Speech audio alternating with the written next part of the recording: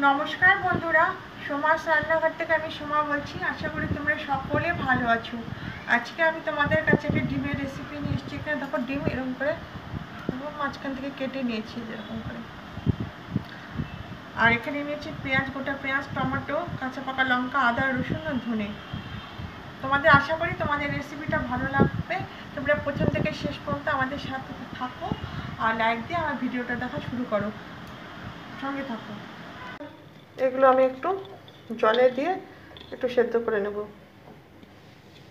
পেঁয়াজ, টমেটো, কাঁচা পাকা লঙ্কা, আদা, রসুন আর ধনে পাতা গরম করে নিয়েছি। একটু হলুদ দিয়ে নিলাম, নুন একবারে দেবো।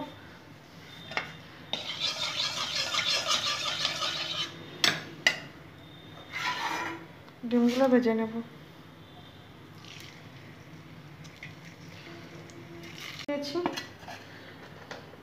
এখন দেখো এলাচ, দারচিনি, লবঙ্গ ফোড়নে দিয়ে দিলাম।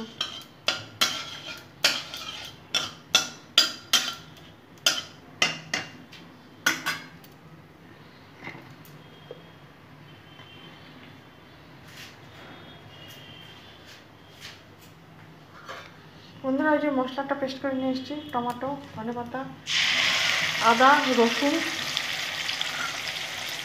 পেঁয়াজ সব সেদ্ধ করে পেস্ট করে নিয়ে এসেছি। এখন একটু এর মধ্যে অল্প এইটুকু জিরে গুঁড়ো দিয়ে দিলাম।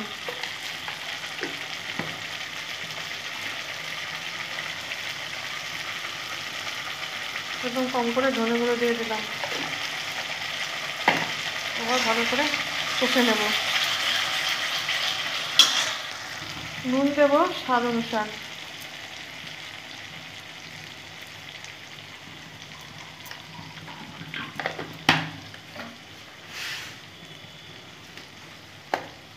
আর একটু হলুদ দিয়ে দিলাম। এবং ভালো করে আমি কষে নেব।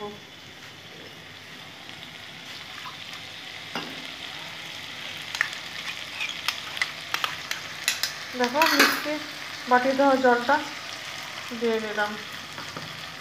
এইভাবে তোমরা অবশ্যই একবার ডিমের রেসিপি করে দেখবে, ডিমের কারি করে দেখবে। তোমার টেস্টটা একটু একদম অন্য ধরনের টেস্টটা বন্ধুরা, খুবই ভালো লাগে খেতে। এখন আমি ডিমগুলো দিয়ে আর একটু কষে নেব। আর যারা নতুন বন্ধু হতে চাও তারা অবশ্যই কমিউনিটিতে একটা লেটার দিয়ে দেবে, আমি সময় মতো পৌঁছে যাব।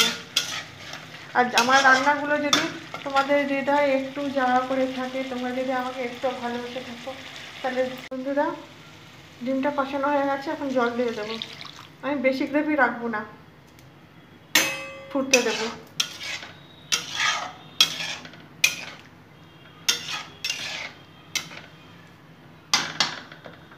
হয়ে গেছে, কি সুন্দর এসেছে দেখো বন্ধুরা কালারটা।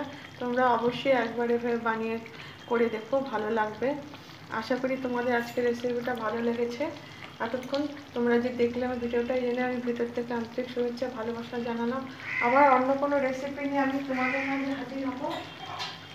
ততক্ষণ পর্যন্ত তোমরা ভালো থেকো, সুস্থ থেকো, আর এইভাবে আমাকে সাপোর্ট করে যেও। হয়ে গেল, এটা ঢেকে দিলাম।